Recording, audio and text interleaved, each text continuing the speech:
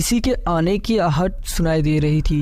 पूरे गांव के अंदर सन्नाटा छा गया था। सन्नाटे के बीच में किसी के भीख मांगने की आवाज़ सुनाई दे रही थी। एक कुबड़ वाला आदमी उस गांव में चलकर आ रहा था। उसकी कमर में बंधी पोटली के अंदर सिक्के थे। आधी रात होने के कारण गांव के सभी लोग नींद में थे, जिससे उन सिक्कों की आवाज़ गूंज रही थी। माँ, भिखारी आया है, भीख देने वाला भिखारी आया है। आओ, आकर भीख ले लो, जो मैं भीख देता हूँ उसे ले लो माँ। तभी किसी गांव वाले की नींद खुल जाती है तो वह अपने आप से बोलता है, आधी रात को ये भीख कौन मांग रहा है? तभी उस भिखारी के चलने की आवाज़ आती है और भिखारी बोलता है, माँ, भिखारी आया है, भीख देने वाला भिखारी आया है। आओ, आकर भीख ले लो, जो मैं भीख देता हूँ उसे ले लो माँ।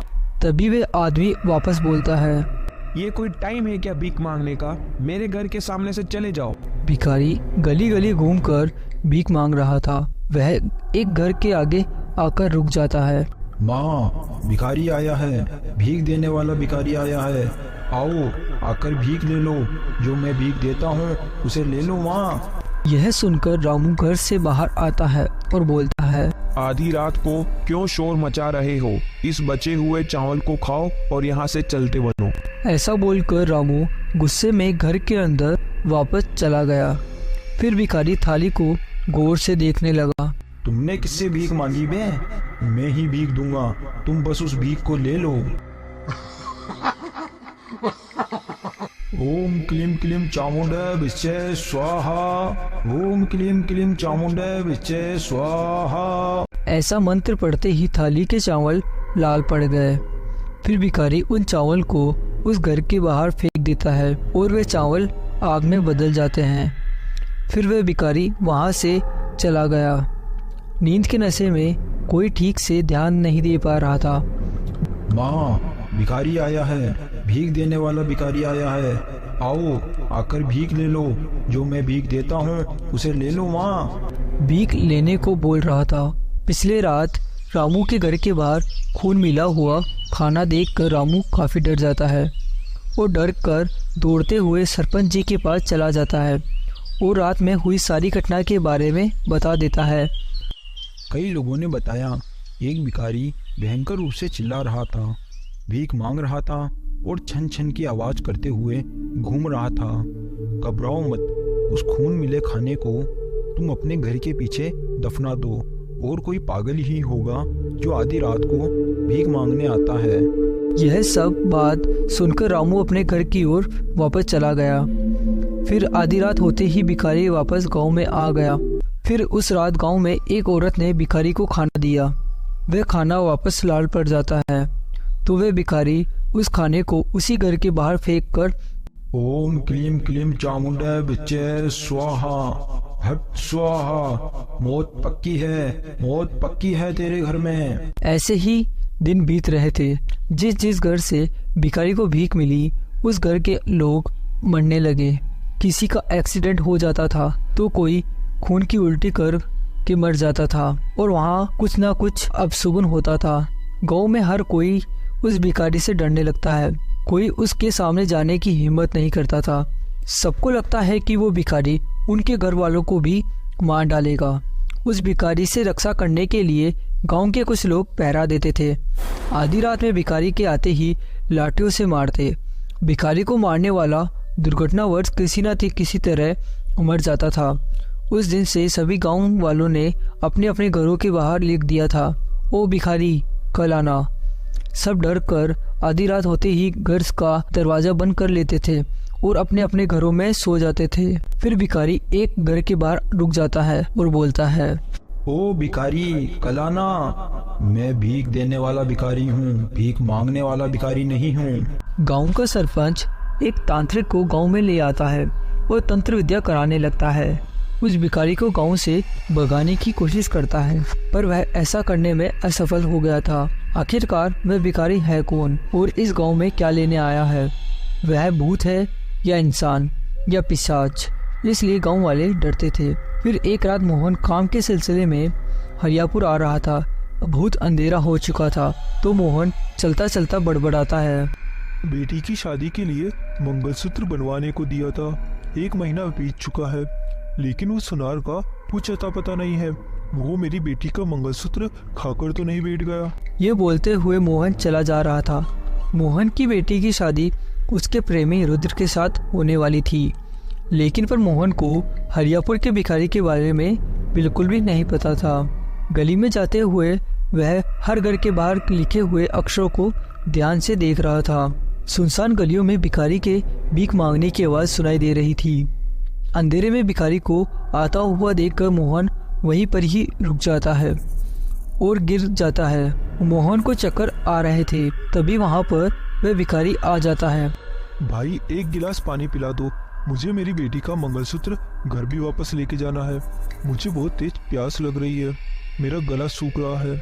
मिल गया, भिखारी से भीख मांगने वाला मिल गया। फिर भिखारी मोहन के हाथ में एक सिक्का रख देता है। मुझे मेरे घर छोड़ दो, मेरे सीने में काफी तेज दर्द हो रहा है। इतना बोलते बोलते मोहन की मृत्यु हो जाती है और मोहन का शरीर पूरा अकड़ जाता है। रात के समय ही भिखारी मोहन के शव को एक बैलगाड़ी में डालकर मोहन के गांव चला गया। अगले दिन वह मोहन के घर पहुंचकर मोहन की पत्नी को पूरी बात बता देता है। फिर वह भिखारी स्वयं मोहन का अंतिम संस्कार करता है और वापस मोहन के घर चला जाता है। मोहन मेरा कर्जदार है, अब मैं इस घर का दामाद हूँ। मोहन की वजह से अब मैं दिन में भी कहीं पर भी घूम सकता हूँ। ए लड़की, जल्दी से हमारी शादी की तैयारियां कर ले, हमारी जल्दी ही शादी होगी। ओम भट्ट स्वाहा। भिखारी के मंत्र पढ़ते ही दोनों माँ बेटी भिखारी के वश में हो जाते हैं और उस भिखारी से शादी करने के लिए राजी हो जाती है।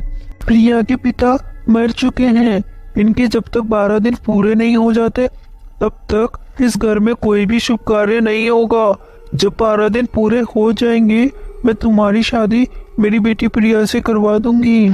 यह सुनकर भिखारी काफी खुश हो जाता है और वहां से चला जाता। प्रिया के प्रेमी को जब प्रिया के बारे में पता चलता है कि वह एक कुरूप व्यक्ति से शादी कर रही है, तो वह प्रिया के घर आता है। तो प्रिया की माँ रुद्र के साथ अजीब सा व्यवहार कर रही थी, जैसे कि वह कभी भी रुद्र को जानती ही ना हो। फिर रुद्र वहां से चला जाता है और वह अपने आप से बोलता है, प्रिया मुझसे कितना प्यार करती थी, तो वो एक बदसूरत आदमी से कैसे शादी कर सकती है? कहीं उस बदसूरत आदमी से शादी करने के लिए उसकी माँ ने तो उससे ज़बरदस्ती नहीं की। प्रिया को रोज़ बगीचे में जाने की आदत है, तो मैं ऐसा करता हूँ, बगीचे में जाकर ही उससे सारी बात पूछता हूँ। बगीचे में जा रही प्रिया के पीछे मोहन की आत्मा प्रिया को कुछ बताने की कोशिश कर रही थी, लेकिन पर प्रिया को मोहन की आत्मा दिखाई नहीं दे रही थी।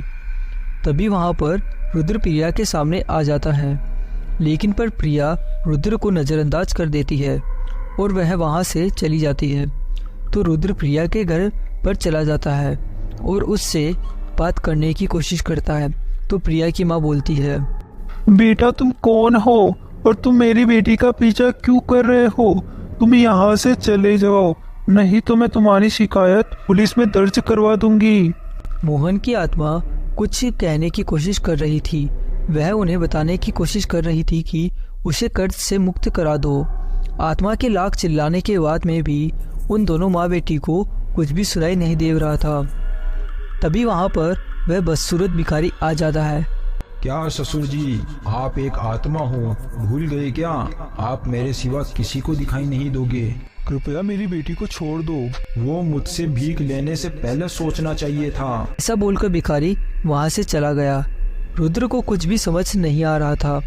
वह रोज सुबह सुबह बगीचे के अंदर जाता, लेकिन पर प्रिया उससे बात करने का नाम नहीं ले रही थी। वह प्रिया को याद दिलाने की कोशिश करता है कि वह दोनों एक दूसरे से कितना प्यार करते थे। ऐसे ही दिन बीत रहे थे। अगले 2-3 दिन में मोहन के 12 दिन पूरे होने वाले थे। तो रुद्र उदास होकर अपने दोस्त यश के पास चला जाता है और उसे पूरी बात बता देता है। तुम जो कह रहे हो वह मुझे ठीक नहीं लग रहा। ऐसी समस्याओं का हल एक ऋषि मुनि है, वो ही कर सकते हैं। तुम मेरे साथ मेरे गांव चलो। यश रुद्र को अपने साथ अपने गांव ले जाता है। जो कुछ हुआ रुद्र ऋषि मुनि को पूरी घटना के बारे में बता देता है।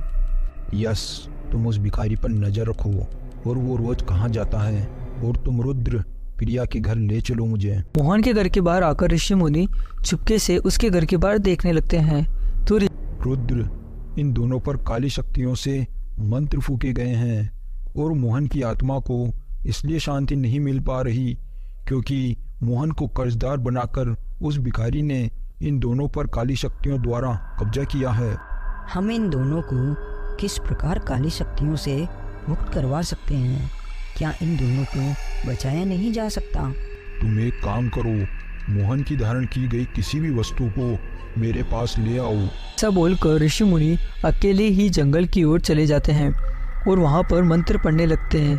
अगली तरफ यश भी उस भिखारी का पीछा कर रहा था। वह भिखारी चलता हुआ एक गुफा के अंदर चला जाता है तो यश वहां पर देखता है कि एक अजीब सा कंकाल वहां पर मूर्ति की जगह ले रखा है। अगली तरफ ऋषि मुनि मंत्र पढ़ रहे थे। रुद्र मोहन के इस्तेमाल किए हुए कपड़े ले जाता है। मंत्रों के पढ़ते ही वहां पर मोहन की आत्मा आ जाती है। जब वह भिखारी जिंदा था तो शादी करने के लिए किसी भी लड़की को परेशान किया करता था।